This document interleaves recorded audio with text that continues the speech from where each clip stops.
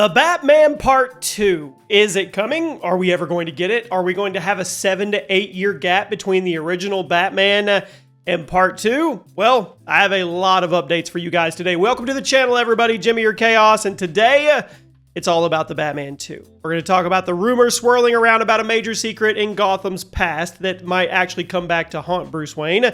We're going to talk about something we've never seen on the big screen ever.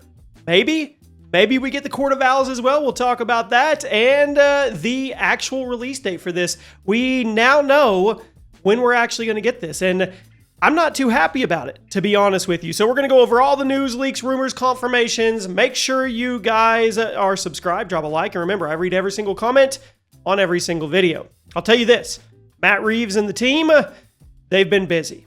So let's start off with the things behind the camera. So after some pandemic era delays and industry strikes, Warner Brothers, they locked in a timeline for the Batman Part 2. According to a recent Warner Brothers Discovery shareholders letter, as reported by Deadline, Matt Reeves will finally start filming in the spring. Now, that's spring of 2026. And they are aiming for an October 1st, 2027 theatrical release. So mark your calendars for now, because that is supposedly when Batman returns to cinemas, at least this version of the Batman. Now, it's later than initially expected. We were supposed to get this movie in 2025, this year. But at least now we have a firm date after all of the shuffling to hold on to. And you have delays. They come from a combo of things. Reeves taking his time with the script, the big DC studio shakeup under James Gunn and Peter Safran, the Hollywood strikes. A lot of those projects got put on pause. So it is good news that they are going to move forward with it, because there was a point where we thought it might actually be canceled. Now, Warner Brothers and DC, they're treating the Batman Part 2 as a top priority in their Elseworld slate, meaning it is a standalone universe, of course, apart from the new main DC universe continuity. In fact, WBD CEO David Zaslav explicitly highlighted this project alongside the new DCU films in development. In that same report, Zaslav noted that James Gunn is already writing the next installments in the DC's Superman family saga, so don't worry, Batman 2, it exists in its own world, completely separate from Gunn's universe. And this sequel is very much Matt Reeves' vision. We're going to continue that noir-inspired, grounded Gotham that he established in the first film. Warner's 10-year DC plan, it now smartly carves out room for both.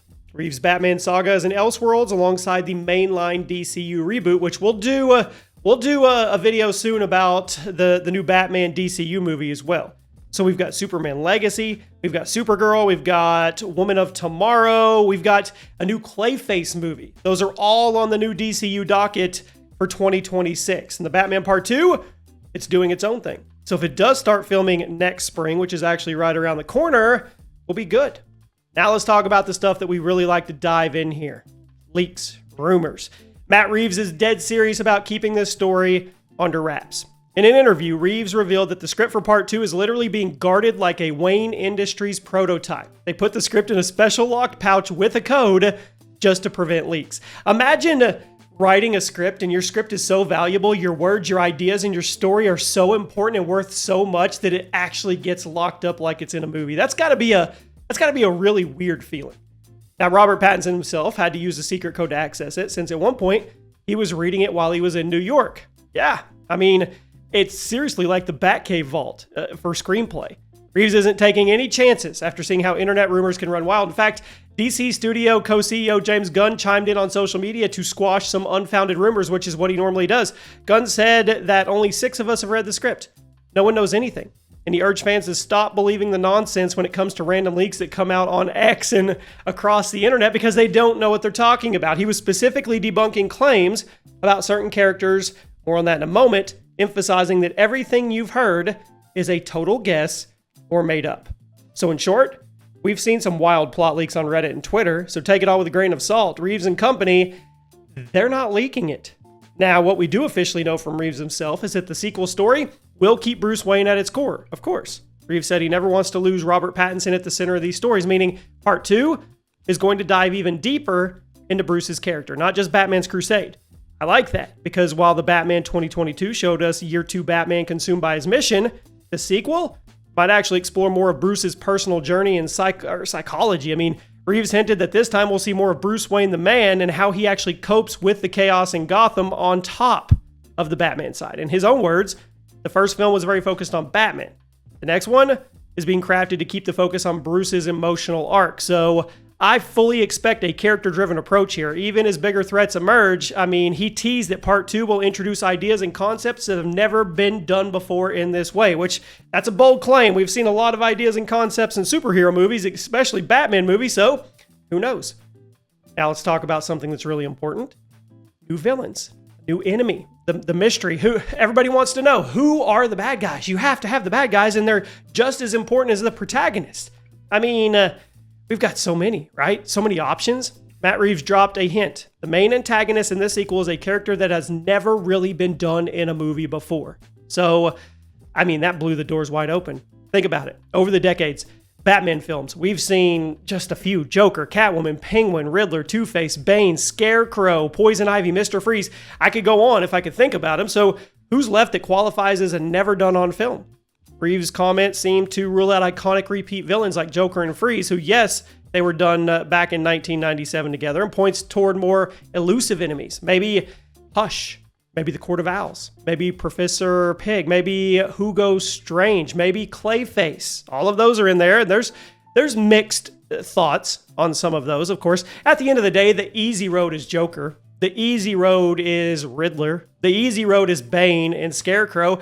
And I do think we'll eventually probably see them in the Elseworld universe eventually, but he's trying something different. I can respect that. Now, we've got some rumors that are out there. Remember, grain of salt here. One of them is, it's from a somewhat credible outlet. It claims that the Court of Owls might be involved, with the villain Hush, who is Tommy Elliott, actually tied into that storyline. Now, in the comics, the Court of Owls is the secret society of Gotham's elite. They pull all the strings behind the scene. And Hush is a very vengeful figure from Bruce's childhood.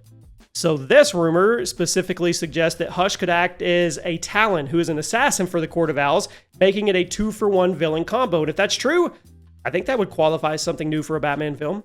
The Court of Owls are infamous in the comics, but they've never had a real live-action film debut. It would also hit close to home for Bruce, since the Court actually ties into Gotham's history and even the Wayne family. So we do know from the first movie that the Waynes and Arkham family have a very dark past. They actually revealed Bruce's mother, Martha, was in Arkham, right? So there's ripe territory there for some kind of shadowy cabal like the Court to actually exploit. Again, it's all speculative, but I'd be all right if they did the Court of Owls right. Another rumor out there is October 2025, which was just last month. The actor Tobias Menzies, known from Game of Thrones and The Crown, he's being eyed to play Dr. Amadeus. Yeah, Amadeus Arkham, the founder of Arkham Asylum. Now, it's not confirmed, but if it pans out, that one's interesting. Amadeus Arkham is a figure from Gotham's past. Including him could actually hint to the Court of Owls, or at least some historical conspiracy in the plot. In the comics, I mean, Amadeus Arkham's story is very tragic and very creepy. He actually built Arkham Asylum and eventually died insane in his own asylum. So how would he actually factor into a modern Batman tale? I don't know. Maybe flashbacks, or maybe the discovery of old secrets. Some people say the Court of Owls could actually be using Arkham's legacy or journals as part of their scheme. Again, you tie the past of Gotham into the present threat. I mean, it's a layered storytelling. Reeves is really good at that. But for now, it's just a rumor. It's a scoop, but we'll see if it ends up being true. But I see Hush all over the place. I really do. I mean, he was a childhood friend to Bruce, and then he became vengeful. I don't remember why, but I see his name a lot. And then, of course, we've got the regular possibilities. There were reports last year claiming Harvey Dent, Two-Face, could appear, could be Gotham's district attorney, maybe transformed by the end of the film. There's also talks about Mr. Freeze being considered, especially once we heard part 2 would be set in the winter. Yeah. And now Mr. Freeze hasn't been on screen since Schwarzenegger in the 90s, and Reeves did mention he finds the idea of a grounded take on Mr. Freeze interesting. How do you do that? Because he has to have a freeze gun, and this is a grounded universe. I don't know. I mean, if he's sticking to his never done before rule, Freeze and Two-Face, they're off the table since both have been done, even if it was a long time ago. Another one is Clayface. In 2023, we actually teased that Clayface was being added to the sequel's roster. I mean, people, they don't know. Shape-shifting monster, right? Supernatural for Reeves' gritty world once again. It's possible. Maybe he has a real or a more realistic reinterpretation in mind. Maybe a serial killer with an idea for disguises. I don't know. I mean, DC Studios is also developing the standalone Clayface film for 2026 with a different actor. So if Clayface appears in Batman Part 2, it would likely be a unique iteration separate from the standalone project, which starts to make things a little convoluted and confusing. And then lastly, the Joker. Barry Keoghan briefly appeared as Joker in a deleted scene and a cameo at the end of the first. Now, Joker's been done in movies many times. Will he be in part 2 in any capacity? Nothing's been confirmed, and the vibe from Reeves is that Joker is not the focus. He might be saved for a later story or just used sparingly. One thing we do know is that Colin Farrell's Penguin is back, and Paul Dano's Riddler is also likely to return in a smaller role. We had an insider scoop for 2023 that indicated Riddler would reappear, which makes sense for him sitting in Arkham, maybe crosses path with Joker or gives Batman intel on a new villain. But again, any returning rogues, I think they're going to be side notes. He's going to go something fresh and big. And I keep going back to Mr. Freeze or Hugo Strange. You guys let me know what you think. Now, who's going to be on the Bat family side? Where's our supporting characters? Robert Pattinson, of course, is back as Bruce Wayne. That's never been in doubt. He's the anchor of the saga. And alongside him, director Matt Reeves has indicated that key characters from the first film are going to come back. We can expect Andy Serkis as Alfred Pennyworth. We can expect Jeffrey Wright as Jim Gordon. These two are Batman's closest allies. I mean, they're dynamic with Pattinson. So who do you deepen it with? Well, you've got Colin Farrell's Penguin, Oswald Oz Cobblepot. He's confirmed to waddle back in on the screen, though in a limited capacity. Farrell himself recently shared that he has an even smaller role in this one than he did in the first. In Batman 2022, Penguin only had around 10 minutes of screen time. They were memorable, but they were brief. So Farrell saying it's even smaller suggests to me that he might just show up for a couple scenes in part 2. That's okay. I mean, Colin's really getting to shine in his spin-off series, which we'll talk about later. He's totally okay with a cameo-sized part role in this movie. He said he's read the entire script, and he's happy with what they gave him.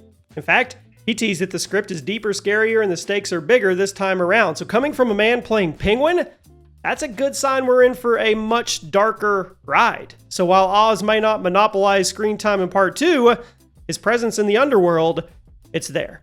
Then, of course, Jim Gordon, right, as mentioned, possibly Bel-Real, the new mayor, played by Jamie Lawson. If the story deals with Gotham's recovery post-flood, one character who's not expected to return is Selina Kyle, Catwoman. Zoe Kravitz Catwoman left Gotham at the end of the first film, and given part 2 is set only a short time after that, I think it makes sense that she's riding solo. She's away. Maybe there's some talk that there'll be a cameo or a quick talk about, but I don't think she's going to be here. I really don't. Now, we talked about the 1-2 punch. Who's actually going to play the main villain? It's not going to be Penguin, we know that. Is it going to be Hush? Is it going to be an owl court leader? Who are we actually going to get? We're not going to get Joker. We're not going to get Scarecrow or Bane or anything like that. And there's one rumor that I'm going to throw in the trash right now is that Robin will not appear in the Batman Part 2. There was a rumor out there that he would be in there, and James Gunn shot it down. He said it was nonsense. He made it clear that no one knows anything about Part 2's concept outside that center circle, and the Robin rumor was completely bogus. So for now, it's Batman and Bruce. So there you go. Let me know what you guys think. I mean, I'm upset because we're literally not what is this? It's going to be 5 years, almost 6 years after part 1.